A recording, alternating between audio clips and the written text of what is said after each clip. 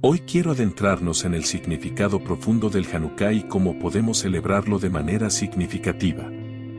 Esta festividad, más allá de ser una mera conmemoración histórica, encierra verdades espirituales fundamentales para los seguidores de Yeshua. Tal vez te sorprenda saber que el Hanukkah se menciona en el Nuevo Testamento, específicamente en el Evangelio de Juan. Las fiestas judías eran de gran importancia para Juan, pues las utilizaba como un lente para revelar verdades profundas sobre el Mesías. Al estudiar el Hanukkah, no podemos obviar la lucha contra los griegos. Esta confrontación histórica nos habla de una batalla espiritual más profunda, la lucha contra las fuerzas que buscan oponerse a Dios. En las Escrituras, Grecia, representada por la palabra hebrea Yaván, se vincula a menudo con poderes opresores. Al comprender esta conexión, podemos apreciar aún más la victoria que celebramos en Hanukkah. Y lo que nos comunica es esto, que el anticristo surgirá de Europa. Habrá una batalla, y esa batalla será por Jerusalén. Creo que eso es muy significativo, porque muchas veces lo que enseñan individuos con los que no estoy de acuerdo es que la tierra de Israel ya no tiene ninguna importancia. Bueno, cuando estudias la profecía, descubrirás que la tierra de Israel es muy importante para Dios, y que Dios usará la tierra de Israel en su conclusión profética de este mundo y en el establecimiento de su reino. Lo que me gustaría hacer antes de continuar con nuestro estudio del Hanukkah es compartir con ustedes sobre cómo observarla. Esta es principalmente la razón por la cual estamos haciendo este video, para compartir la verdad en relación con la observancia de este día. Lo primero que quiero decir es que es muy significativo que nuestro Señor y Salvador, el Mesías Yeshua, estuviera en Jerusalén para Hanukkah. Encontremos este relato en el Evangelio de Juan, capítulo 10. Vamos a estudiar algunos versos del capítulo 10 en esta lección, pero lo que quiero compartirles es lo siguiente. Cuando lees el capítulo 11, que tiene que ver con la resurrección de Lázaro de entre los muertos, lo que descubrimos que uno de los discípulos, estoy hablando de Tomás, hizo algo. Él dijo cuando el Mesías hablaba sobre regresar a Judea, a Jerusalén, específicamente al Monte de los Olivos, que está muy cerca de Jerusalén, ¿qué dijo Tomás? Él vayamos con él para que muramos juntos. Así que había una amenaza importante sobre la vida del Mesías en esa área alrededor de Jerusalén, lo que comúnmente se llama Judea. Pero sin embargo, tanto él como los discípulos regresaron con el fin de estar allí por Lázaro, para resucitarlo de entre los muertos y para compartir la verdad acerca de ese poderoso milagro. Lo que debemos ver es, en el capítulo anterior, aún era un riesgo para el Mesías caminar en Judea. Así que es significativo que él fuera a Jerusalén cuando su vida estaba siendo seriamente amenazada, pero que aún así fuera allí para poder observar el Hanukkah.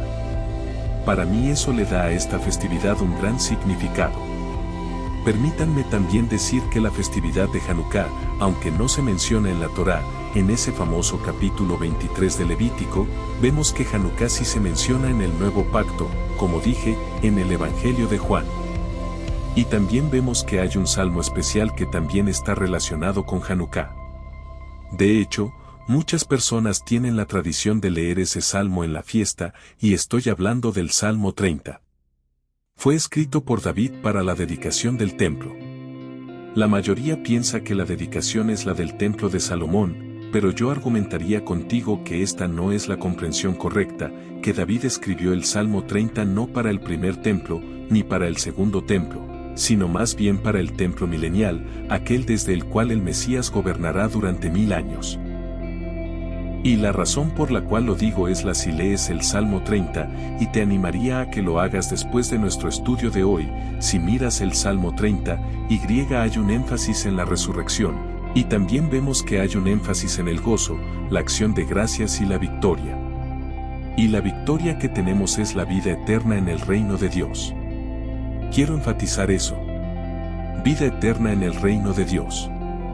Esa es una victoria que Dios nos provee a través de su Hijo unigénito.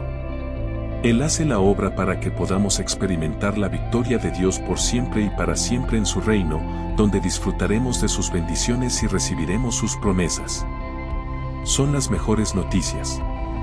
E insisto, Cuando hablamos de Hanukkah, estamos hablando de una victoria militar, una victoria sobre los enemigos de Israel. Y vamos a ver esto en las diversas bendiciones que se dicen tradicionalmente durante este tiempo. De nuevo, de lo que he estado hablando es de cómo observar esta fiesta. Y por supuesto, el elemento clave es la Hanukkah. Debemos subrayar que es algo diferente a la menora, la cual tiene 7 lugares para las velas, 3 ramas a la izquierda, 3 ramas a la derecha, un rama central, que en conjunto representan los 7 días. Pero cuando miramos la Hanukkah, recordemos que hay 8 días de Hanukkah. Por tanto, hay una rama adicional muy importante en la Hanukkah, la lámpara que se usa en Hanukkah. Y esa última rama para una vela adicional está o bien más arriba o al lado, o tiene algo único y especial, porque eso representa el Shams, que es esa vela que usamos para encender las 8 velas de Hanukkah. Muchos de ustedes, si esto aplica en mi familia, preferimos usar aceite en lugar de velas. Y vemos que esto está estrechamente relacionado con el milagro de Hanukkah, del cual hablaremos en breve. Pero me gustaría compartir algo con ustedes sobre cómo observarlo. Tenemos la Hanukkah y tenemos ese lugar principal desde el cual encendemos todas las luces, que es el Shams, un término que tiene que ver con un siervo. Es una vela de servicio o una vela servidora. Encendemos el aceite comenzando desde la izquierda y moviéndonos hacia la derecha. De la misma manera, cuando miramos la Hanukkah, ella tiene 8 lugares y usualmente están separados. No tiene que ser así, pero muchas veces lo están, con el Shams en medio, un poco más arriba que las demás, o simplemente tenemos 8 lugares iguales. Se comienza del lado izquierdo, ya sea si estás parado detrás de la menora mirándola, o si estás frente a ella. Siempre comienzas del lado izquierdo y te mueves hacia la derecha al encender la menora y enciendes la nueva vela cada día. La enciendes con esa vela importante, el Shams, la vela de servicio. Quiero compartir con ustedes las bendiciones. Leamos entonces las bendiciones. Dice así que significa: bendito eres tú, oh Señor, oh nuestro Señor, Rey del universo, que nos has santificado con tus mandamientos. La santificación está relacionada con la salvación, pero salvación y santificación no son lo mismo. Santificación, la mayoría de las personas la definirían de esta manera: estar apartado para los propósitos de Dios, y aprendemos sus propósitos a partir de sus mandamientos. Por lo tanto, la santificación está de hecho relacionada con las instrucciones de Dios o sus mandamientos. Así que bendito eres tú, oh Señor, nuestro Dios, Rey del universo, que nos has santificado con tus mandamientos. Y esta última parte no es realmente bíblica, es tradicional.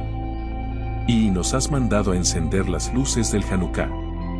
Bien, Dios nunca nos ha ordenado hacer eso. Se trata de un mandato rabínico y no estamos bajo la ley rabínica. Por lo tanto, sé que muchos creyentes cambian eso y simplemente dicen que encendemos las luces de Hanukkah. Pasemos a la segunda bendición que nos recuerda el milagro que Dios ha hecho por su pueblo. Y decimos para la segunda bendición: bendito eres tú, oh Señor, nuestro Dios, Rey del universo. Leámosla ahora en hebreo, lo que significa que Él ha hecho milagros para nuestros ancestros en aquellos días y en este tiempo. Y luego en la mayoría de las festividades también añadimos una tercera bendición. Y esta tercera bendición habla sobre la providencia de Dios, que Dios nos ha sostenido, que nos ha establecido para que podamos observar esta festividad. Esta bendición se conoce como la Sejillanu, y leemos que significa: bendito eres tú, oh Señor nuestro Dios, Rey del universo, que nos ha dado vida, que nos ha sostenido y que nos ha traído a este tiempo. Bien, la última bendición es realmente una canción que frecuentemente se canta y simplemente la leeré y luego la traduciré para ustedes. Es un mensaje maravilloso de la fidelidad de Dios para proveer salvación, lo cual hace de manera milagrosa. Siempre vemos, tanto en el pensamiento judío como en el pensamiento bíblico, que hay una relación entre la salvación y el poder milagroso de Dios. Y el poder milagroso de Dios está ligado a quién es Él y a su carácter. Leemos aquí, lo leeré en hebreo y luego lo traduciré, lo que significa estas luces, y literalmente es la palabra para una vela, pero puede ser una vela de aceite. Así que decimos estas luces las encendemos en relación con los milagros y en relación con las maravillas y en relación con las salvaciones. Y salvaciones está en plural. Recuerden eso, porque cuando vemos en el lenguaje bíblico algo en plural, tiene una razón de ser. Y hablaremos más al respecto cuando entremos en el Evangelio de Juan. Y en relación con las guerras que hiciste por nuestros padres en estos días, en este tiempo, por medio de los sacerdotes santos. Y recuerden algo, fue una familia sacerdotal, los macabeos, quienes fueron el catalizador para ir a la guerra contra los griegos, porque el imperio griego quería prohibir los mandamientos de Dios, quería prohibir la voluntad de Dios y quería que la gente hiciera lo que era incorrecto, pecaminoso, inmoral y que no agradaba a Dios. Y por eso estos sacerdotes santos se levantaron y liberaron guerra contra el poderoso imperio griego, aquel que había capturado el mundo. Pero milagrosamente, Dios le dio, a través de estos sacerdotes santos, la victoria al pueblo de Israel. Y noten lo que dice en todos estos 8 días, estas luces de Hanukkah son santas y no tenemos permiso para usarlas. Eso significa que no usamos la luz de la Hanukkah para leer o para cualquier otro propósito. Simplemente queremos contemplarlas, y eso es lo que esta canción dice, solo para mirarlas, con el fin de que, y aquí está la maravilla de Hanukkah, que demos gracias, que alabemos tu gran nombre por tus milagros, por tus maravillas y por tu salvación. Así que nuestro Dios es, de hecho, un Dios de victoria, y Él es capaz de hacerlo milagrosamente.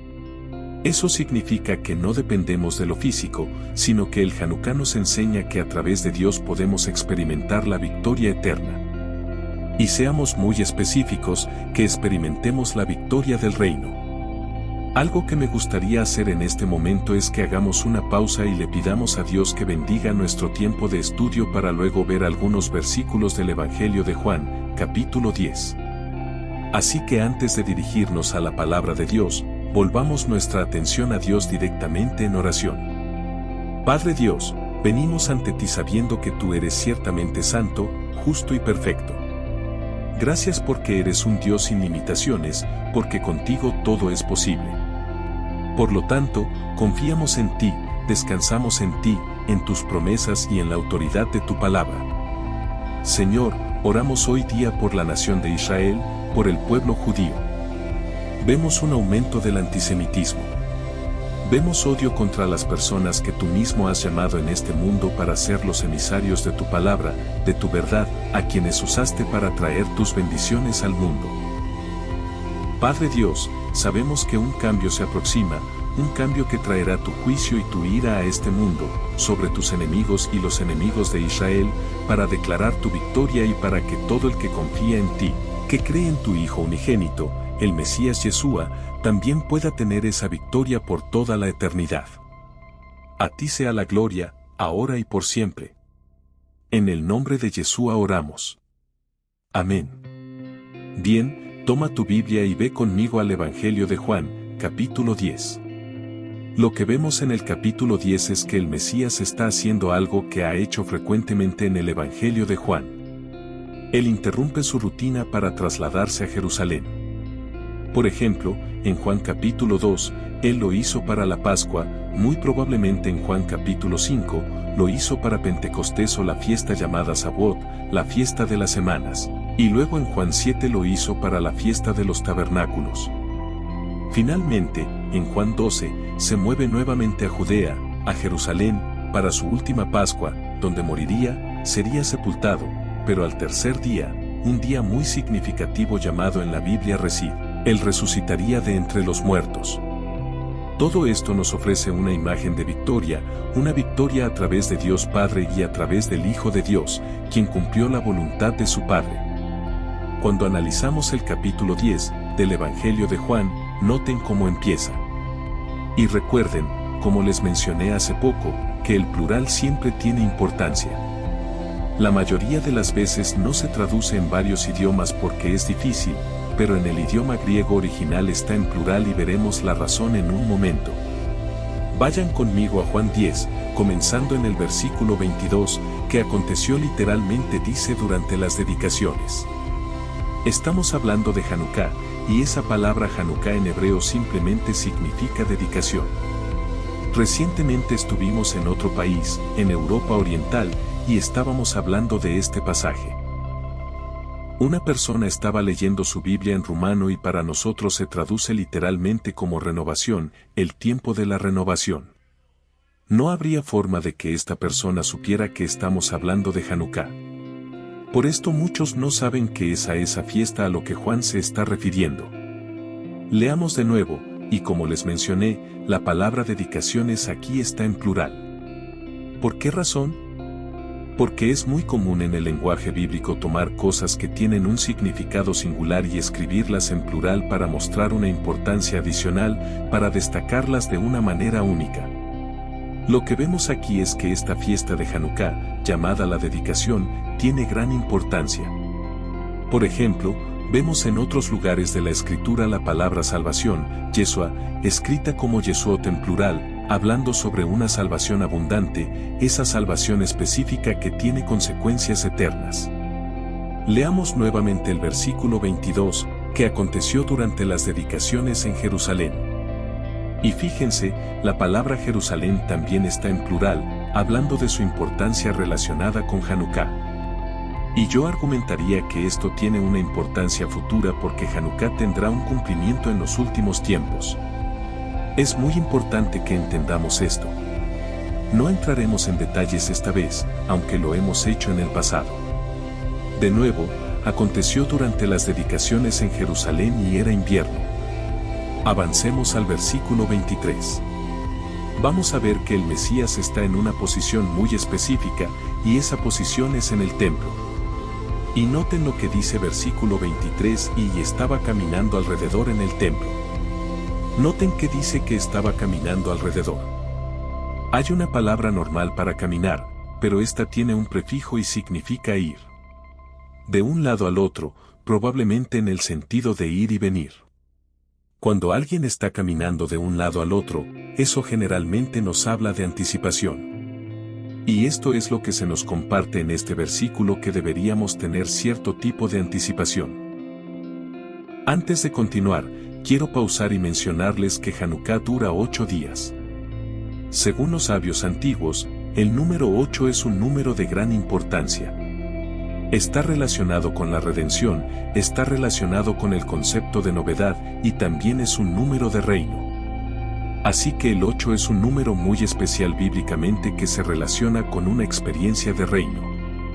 Sabemos, por ejemplo, que un niño, un varón, es circuncidado en el 8º día. ¿Y de qué habla la circuncisión? De la muerte de la carne. Esa es una experiencia de reino. No vamos a estar bajo la carne.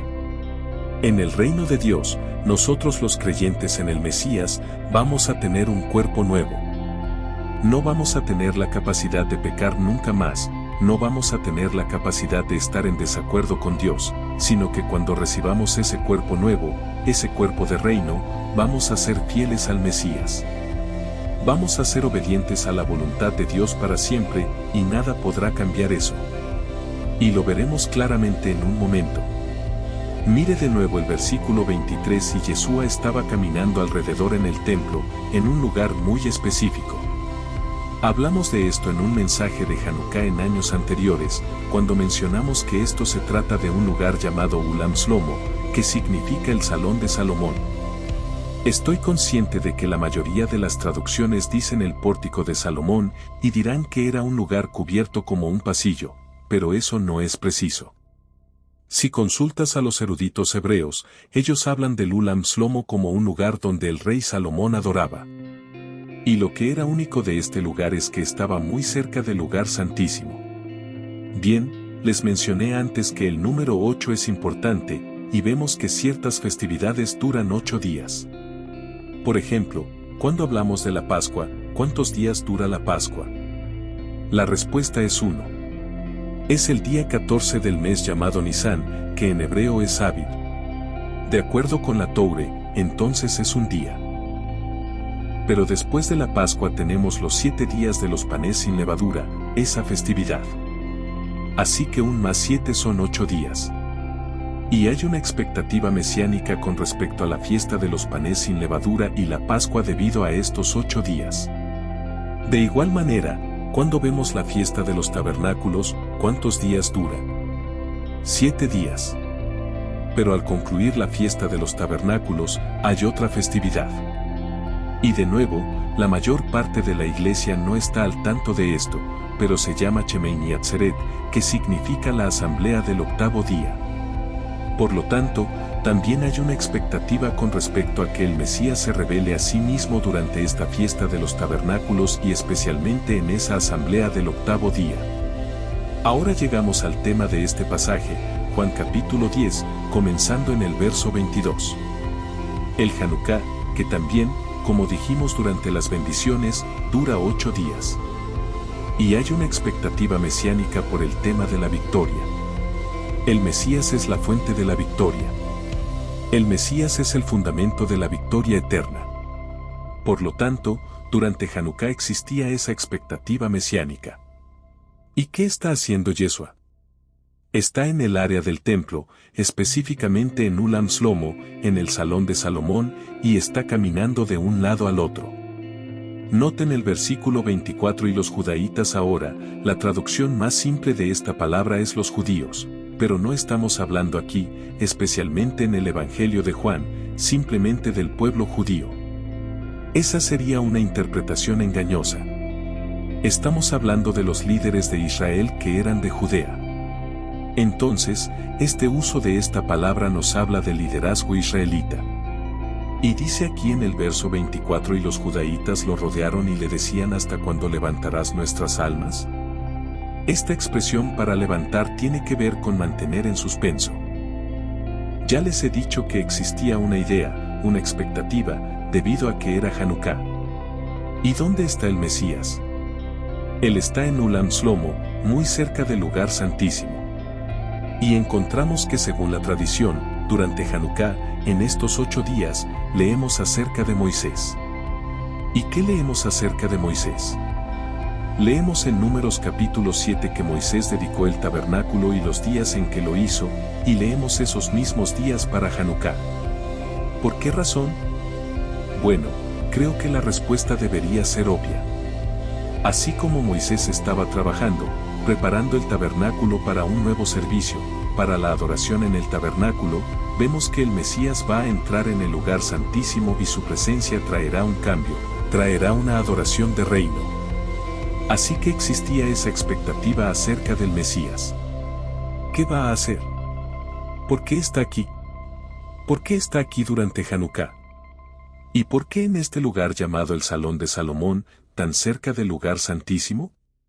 Entonces le están preguntando ¿y hasta cuándo levantarás nuestras almas? Y le hacen así tú eres el Mesías, dínoslo claramente. Ahora, ellos no estaban pidiendo una respuesta verbal. ¿Qué querían que hiciera? Bueno, Hanukkah es la fiesta de la dedicación Yousand. Y sabemos que el enemigo de Israel, y estoy hablando del anticristo y del prototipo del anticristo, que es Antíoco Epífanes, quien fue un gran líder, ¿qué hizo él? Profanó el templo. Y sabemos que Hanukkah se trata de la rededicación del templo. Sabemos que en Hanukkah hubo un milagro, según la tradición, lo leemos en algunos escritos extrabíblicos llamados los Macabeos, sobre un milagro que ocurrió. Y este milagro tenía que ver con el aceite. Aceite que debería haber durado solamente un día, pero duró 8 días. Y como el 8 es una alusión al reino y a lo que es nuevo, había una expectativa de que el reino sería establecido. No sucedió durante los días de los Macabeos, durante esa victoria sobre los griegos. Por lo tanto, cada año había esa misma expectativa. Quizá durante este Hanukkah, el reino sí será establecido. Así que ahora el Mesías está en Jerusalén. Está en ese lugar especial llamado Ulam Shlomo, el Salón de Salomón, cerca del lugar santísimo. ¿Y qué quieren que haga? Que confirme que es el Mesías entrando al lugar santísimo para que el reino de Dios pudiera ser establecido. Ahora, ellos no eran personas de fe. De hecho, ellos no querían el reino. Más bien, tenían la esperanza de que el Mesías entrara y cayera muerto. Eso es lo que ellos querían. Pero vemos que el Mesías dijo algo. Mira ahora el verso 25. Yeshua les respondió. ¿Y qué dijo? Ya les he dicho, pero no me creen. En el Evangelio de Juan hay un énfasis en creer. Y vemos que creer tiene que ver con entrar en acuerdo con la palabra de Dios, entrar en acuerdo con los estándares de Dios. Cuando creemos en la palabra de Dios, vamos a estar listos para arrepentirnos. Vamos a reconocer los estándares de Dios y que somos culpables. Y al creer, vamos a buscar un Redentor. Y el Mesías es el Redentor del mundo. Lo que eso significa es esto: todos sabemos de memoria Juan 3:16, porque de tal manera amó Dios al mundo. Y vemos en otro lugar que el mismo Juan escribió en un Juan capítulo 2, que Yeshua es la redención, no solo por nuestros pecados, sino por los pecados del mundo. Así que vemos que el Mesías ofrece salvación a todos. Es muy amplio.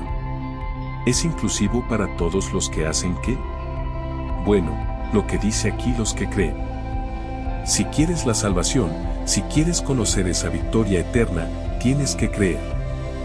Mire de nuevo. Dice a mitad del verso 25: ya les he dicho y no creen las obras que yo hago en nombre de mi Padre. Y noten eso, él habla de Dios y llama a Dios su Padre. ¿Qué significa eso? Eso habla del hecho de que Él es el Hijo de Dios. Y ese término Hijo de Dios se relaciona directamente con su divinidad. Vamos a ver, antes de concluir esta enseñanza, vamos a ver que este pasaje habla de victoria y habla de la divinidad del Mesías. ¿Por qué son estas dos cosas tan importantes y por qué están relacionadas entre sí? La respuesta es sencilla. Vemos que es porque el Mesías es realmente Dios, Dios con nosotros, Emmanuel, que Él es capaz de salvarnos y salvarnos eternamente, salvarnos de manera que podamos tener, y esto me encanta, que podamos tener seguridad. Esto es lo importante. Dios nos da seguridad. No tenemos que dudar, no tenemos que tener miedo, no tenemos que cuestionar si pasaremos la eternidad en el reino de Dios o no, y vamos a ver una promesa que está directamente relacionada consigo mismo y con su Padre Celestial. Así que mira de nuevo, dice aquí: las obras que hago en nombre de mi Padre, estas testifican acerca de mí. Bien, ¿de qué testifican acerca de Él? Ellas dan testimonio de su identidad, que Él es ciertamente el Hijo de Dios, que Él es, de hecho, Emmanuel. Mira ahora el verso 26. Aquí está el problema con los líderes, los judaítas, aquellos que tenían poder y autoridad sobre la nación de Israel, sobre el pueblo judío. Noten el verso 26: pero ustedes no creen, porque ustedes no son de mis ovejas. Bien, Él está hablando aquí acerca de sus ovejas. Esto es para reforzar lo que aprendemos sobre Él en capítulos anteriores, y eso es que Él es el gran pastor. Él es el buen pastor, pero también es el gran pastor. ¿Por qué digo el gran pastor? Porque una de las cosas que oramos esta noche es que Hanukkah se relaciona con el gran nombre de Dios. Él es un gran Dios, y así también el Hijo de Dios es grande. Así que dice aquí: pero ustedes no creen, porque no son de mis ovejas, tal como les he dicho. Entonces, estos líderes simplemente no creen. Están operando en contra de los propósitos de Dios. No están comprometidos con la ley de Dios. De hecho, han reemplazado la ley de Dios con las tradiciones de los ancianos. Y lo que aprendemos en las Escrituras es que cuando nos aferramos a las tradiciones de los hombres, el aferrarse a las tradiciones humanas nos hace abandonar la ley de Dios. Y no queremos hacer eso. Queremos caminar en obediencia a la ley. ¿Por qué? Bueno, la ley no es un instrumento que nos haga justos, pero la ley ciertamente nos enseña y define para nosotros lo que es justo y recto. Queremos vivir rectamente. Queremos estar bajo la ley. Pero ten cuidado, porque la Escritura dice que no estamos bajo la ley. Pero debemos entenderlo bien. Cuando dice que ya no estamos bajo la ley, significa que no estamos bajo el juicio de la ley, la condenación de la ley, la maldición de la ley. ¿Por qué? Porque tenemos algo más. ¿De qué hablo? De la vida eterna. Te sugeriría que hicieras algo. Te sugeriría que estudies lo que significa tener vida eterna. ¿Qué es la vida eterna? Es vida sin final. Si el Mesías nos dio vida eterna, eso no puede cambiar. Nada nos la puede quitar. Y esto es exactamente lo que Él compartirá con nosotros en un momento. Mira ahora el versículo 27: mis ovejas oyen mi voz, y también yo las conozco. Fíjense, vemos una relación entre conocer al Mesías, conocer su voz, conocer sus palabras, y Él conociéndonos a nosotros. ¿Qué hacemos? Conocemos su voz y somos sus ovejas. Es decir, nosotros pertenecemos a su rebaño. Cuando vemos la Escritura, hay otros rebaños que Él traerá juntos. Él los va a reunir. ¿Dónde los reunirá? En su reino. De ese modo habrá un pueblo de reino. Y sabemos que ese pueblo de reino va a venir de toda tribu, toda nación, todo pueblo y toda lengua. Les he compartido muchas veces que el término idioma o lengua tiene que ver con cultura. Así que muchas culturas diferentes, muchos grupos étnicos diferentes, muchas personas y tribus, todos nos uniremos en uno solo a través de la obra del Mesías, reconociéndolo como el Hijo de Dios, creyendo en su obra en la cruz y creyendo en sus promesas de vida eterna, por las cuales nos redimió por su sangre. Así que leemos aquí en el verso 27: mis ovejas oyen. Y este término oyen es una palabra que demanda una respuesta. El verbo oír se relaciona frecuentemente con obedecer en la Biblia. Así que obedecemos su voz, y también yo las conozco. Es nuestra obediencia la que manifiesta que somos conocidos por Él y que Él nos reconoce. Mira ahora el versículo 28. Él va a comenzar a hablar de algo. ¿Y de qué será? De la vida eterna. Les he compartido antes que esta palabra eterna es una palabra muy importante, porque eterna se relaciona con el reino. El reino es un reino eterno. Nunca experimentará un final. Es para siempre. Por lo tanto, cuando dice que nos da vida eterna, deberíamos entender que nos da vida de reino en el momento en que creemos, desde el momento en que somos salvos. Pertenecemos a ese reino y deberíamos comenzar a vivir de acuerdo con la verdad del reino. Mira de nuevo el verso 28: y yo vida eterna. Eso es lo que se enfatiza. Lo estoy leyendo en el orden literal original: y yo vida eterna doy a ellos, y ellos no perecerán. Lo interesante aquí es esto: lo traduje no perecerán. Pero eso no es realmente lo que dice en el idioma original. En realidad, lo que dice está en tiempo pasado. Algunos dirán nunca perecerán y está bien. Pero debemos entender que el tiempo pasado se utiliza frecuentemente en el lenguaje bíblico para simbolizar algo que es completo o pleno. Por lo tanto, cuando dice no perecerán significa nunca jamás. No habrá nada que pueda producirles la muerte, no habrá nada que los relacione con la muerte, sino que estarán relacionados con la vida eterna y la vida del reino. Así que dice en el verso 28: también yo vida eterna les doy, y ellos no perecerán. Y noten esto: para siempre. Podemos estar seguros de que Él nos promete que nunca pereceremos. Ahora, ¿cuándo comienza eso? Bueno, en mi opinión, tenemos esa promesa de que nunca jamás pereceremos desde el momento en que hacemos ¿qué? Bueno, justo cuando hacemos aquello por lo cual Él reprendió al liderazgo por no creer. Si tú crees, lo conocerás a Él, lo seguirás, reconocerás su voz y recibirás vida eterna para siempre. El punto es que nada puede cambiar esa realidad. Noten lo que dice en el texto. Leemos y no perecerán para siempre. Y luego tenemos la palabra tis. Tis significa alguien o cualquiera. Es un término muy amplio. Y lo que podríamos entender es esto: que alguien no podrá arrebatarlos. Miren lo que dice: la alguien no podrá arrebatarlos de mi mano. Por lo tanto, no hay quien pueda arrebatarlos. Es literalmente lo que dice. ¿Arrebatarlos a quiénes? A sus ovejas, a quienes creen en Él, que han confiado en sus promesas, en su evangelio. ¿Qué está diciendo aquí? Está diciendo aquí que nadie, Y por cierto, esa palabra para arrebatar o quitar, como algunas Biblias lo traducen, es la misma palabra para el rapto, lo que significa que nadie podrá moverse lo suficientemente rápido para arrebatarnos de su mano. Ahora, noten que esto incluso se pone mejor. Sigamos leyendo. Miren ahora el versículo 29: mi Padre, quien me los ha dado. Fíjense, me los ha dado. Aquí vemos un cambio más arriba, estaba en tiempo presente. Cuando decía en el versículo 28, allí decía también vida eterna yo les doy a ellos. Eso está en tiempo presente. Él está dando ahora, en este momento. ¿En qué momento?